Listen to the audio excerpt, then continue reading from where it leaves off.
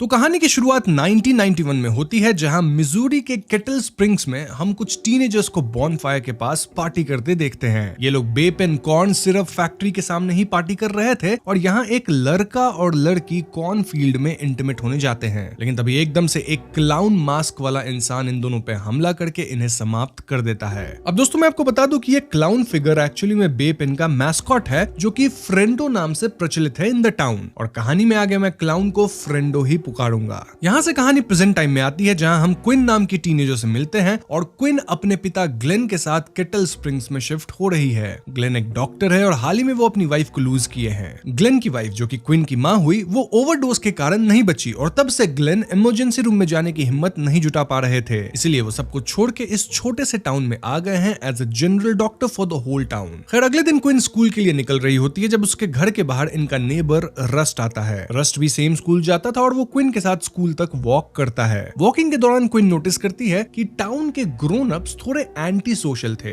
Rust यहाँ Quinn को warn करता है, सेइंग कि क्विन को गलत संगत में नहीं पढ़ना चाहिए। खैर क्लासरूम में क्विन लेट से पहुंचती है और यहाँ स्टूडेंट्स अपने टीचर मिस्टर वर्न को बहुत परेशान कर रहे होते हैं, लाइक उनकी अजीब मॉर्फ्ड फोटोज इधर उधर लगाना, देन इन सब की रिकॉर्डिंग करके इंटरनेट पे डालना इत्यादि। इससे मिस्टर वर्न काफी गुस्सा होते हैं और वो क्विन को लेट आने के लिए डिटेंशन दे देते हैं। जब कोल नाम का एक बंदा क्विन को डिफेंड करने की कोशिश करता है तो मिस्टर वर्न कोल को भी डिटेंशन देते हैं। अब क्लास के बाद क्विन और कोल की दोस्ती हो जाती है और यहाँ हम कोल के फ्रेंड ग्रुप से भी मिलते हैं, जिसमें जैनेट, रॉनी, मैट और टकर भी हैं। हमें पता चलता है कि कोल इस टाउन के मेयर आर्थर हिल का बेटा है और कोल का जो ग्रुप है ये लोग पैरोडी वीडियोस बना के यूट्यूब पे डालते हैं और इनके चैनल पे 65,000 सब्सक्राइबर्स भी हैं। एनीवेज क्लास के बाद क्विन अपने पिता ग्लेन के साथ रेस्टोरेंट में होती है, जहां ग्लेन क्विन को थोड़ा समझाते हैं। क्योंकि देखा जाए तो क्विन को स्कूल के पहले दिन ही डिटेंशन मिल गई थी, जिससे ग्लेन खुश नहीं थे। यहाँ हम रेस्टोरेंट की वेट्रेस ट्रूडी और टाउन शेरिफ डन से भी मिलते हैं। तभी रेस्टोरेंट के विंडो पे कोल और उसके फ्रेंड्स आते हैं और इन्हें देख के सिर्फ क्विन को वार्न करते हैं, सेइंग कि अगर तुम इनके साथ ना रहो तो ही बेहतर होगा। क्विन इन एडल्ट्स की बातों से तंग आकर यहाँ से निकलती है और सीधे कोल और उसके गैंग के पास जाती है। अब यहाँ हमें पता चलता है कि कुछ ही दिनों पहले टाउन की जो बे पेन कॉर्न सिरप फैक्ट्री थी वो जल गई और इसके लिए टाउन के ग्रोन अप्स इंक्लूडिंग शेरिफ कोल और उसके गैंग को दोषी मानते हैं। जबकि कोल क्विन से क्लियरली कहता है कि उस रात ये लोग वहाँ पैरोडी वीडियो शूट कर रहे थे, लेकिन आग इनकी वजह से बिल्कुल भी स्टार्ट नहीं हुई थी। जो भी हो, आगे मैट और टकर ओटिस नामक इंसान के शॉप में जाकर लड़ने का नाटक करते हैं ताकि इसी आड़ में बाकी लोग दारू की बोतल्स चुरा सके। हालांकि कोल काउंटर पे पैसे छोड़ देता है और इसके बाद उस रात ये सभी अंडर एज लोग ड्रिंक करते हैं। ड्रिंकिंग के दौरान मैट हर्ट होने का नाटक करता है और टकर फ्रेंडो का कॉस्ट्यूम पहनकर ऐसे एक्ट करता है मानो वो मैट को हर्ट किया है। इससे क्विन डर जाती है और जेनेट यहाँ क्विन का ये रिएक्शन रिकॉर्ड करती है ताकि वो इसे यूट्यूब पे डाल सके। तो बेसिकली ये एक प्रैंक था और क्विन भी इसको फनी मानती है। आगे कोल और क्विन थोड़ा अकेले में टाइम बिताते हैं, जहाँ क्विन कोल को बताती है कि हाल ही में उसकी माँ चल बसी और कोल बताता है कि उसकी बहन भी हाल ही में इस दुनिया को छोड़ के चली गई।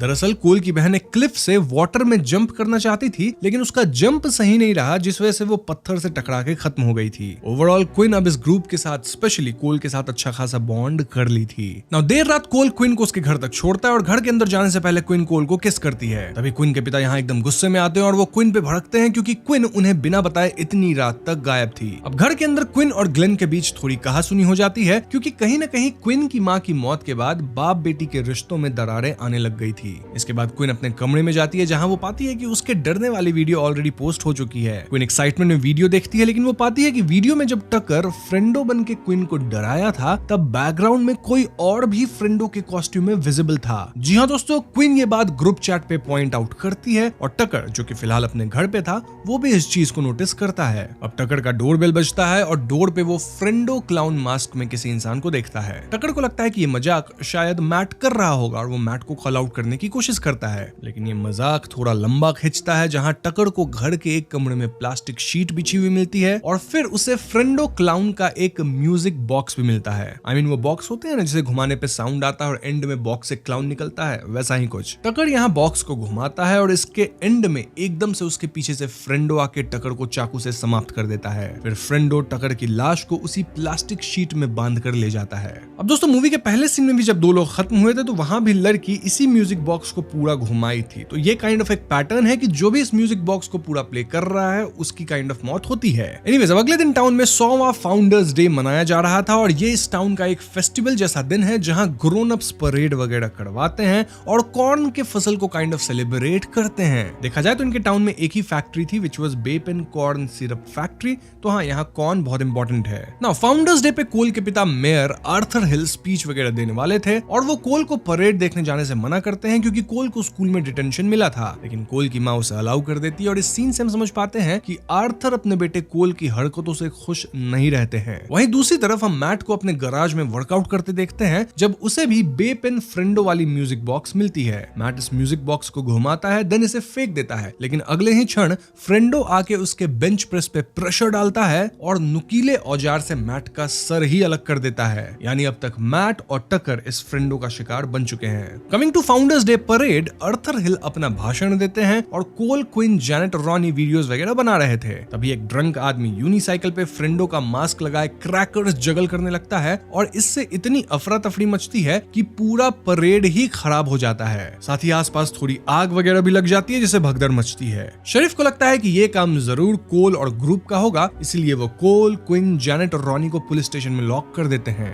थोड़ी देर बाद क्विन के पिता इन्हें छुड़ाते हैं और इस पॉइंट पे क्विन के पिता ग्लेन उससे काफी गुस्सा हो चुके थे। वो क्विन को एक मैनुअल कार गिफ्ट करने वाले थे, साथ ही मैनुअल ड्राइव करना सिखाने वाले थे, लेकिन पुलिस से लॉक होने वाले इंसिडेंट के बाद ग्लेन का मूड पूरी तरह से खराब हो चुका था, इतना कि वो क्विन को ग्राउंड करते हैं, यानी क्विन का घर से बाहर जाना अब वर्जित था। लेकिन उस रात कोल क्विन को एक पार्टी के लिए बुलाता और ऐसे में क्विन अपने पिता के सो जाने के बाद चुपके से घर से बाहर निकल जाती है। देन कोल क्विन को पिक करता है और दोनों कार में पार्टी की तरफ जाने लगते हैं। रास्ते में कोल क्विन को वही बेप एंड फ्रेंडो वाला म्यूजिक बॉक्स देता है और तभी इन्हें रोड पे रस्ट दिखता है जो कि डियर हंट करके कहीं जा रहा था। कोल और रस्ट के कॉन्वर्सेशन से हम समझ पाते हैं कि ये दोनों ना सिर्फ एक दूसरे को जानते हैं बल्कि इनका कुछ तो पास्ट भी रहा है। जो भी है, यहाँ से निकल के कोल और क्विन सीधा पार्टी में पहुंचते हैं और ये पार्टी कोल ही काइंड ऑफ स्पॉन्सर किया था। ये पार्टी मोस्टली टीनेजर्स की ही थी और पार्टी में डांस वगैरह करने के बाद कोल और क्विन इंटीमेट होने लगते हैं, जहां कोल एकदम से थोड़ी गे जैसी बातें बोल देता है जिससे क्विन भड़क के बाहर चली जाती है। बाहर जिंजर नाम की एक लड़की कॉर्नफील्ड से बाहर आती है जिसके बैक पे एक एरो लगा हुआ था। जी हाँ दोस्तों, क्विन ये देख शॉक में थी, लेकिन जैनेट और रॉनी का कहना था कि जरूर ये मजाक मैट और टकर कर रहा है और इसी प्लानिंग के लिए दोनों एक दो दिन से गायब हैं। तभी कॉर्नफील्ड से कोई मैट का अलग हुआ सर इनकी ओर फेंकता है और सर देख के भी जैनेट और रॉनी इसे नकली समझ रहे थे। इनफैक्ट ये दोनों ना समझ लड़कियां तो मैट के सर से खेलने लग जाती हैं। देन क्विन कंफर्म करती है कि जिंजर खत्म हो चुकी है और ऐसे में सभी भागते हैं। तब तक कॉर्नफील्ड से एक फ्रेंडो बाहर आता है जो कि टीनेजर्स को खत्म करना शुरू करता है। ये फ्रेंडो क्विन, जैनेट और रॉनी को भी खत्म कर देता है, लेकिन एन मौके पे रस्ट एक शॉटगन से उस पे हमला करता है।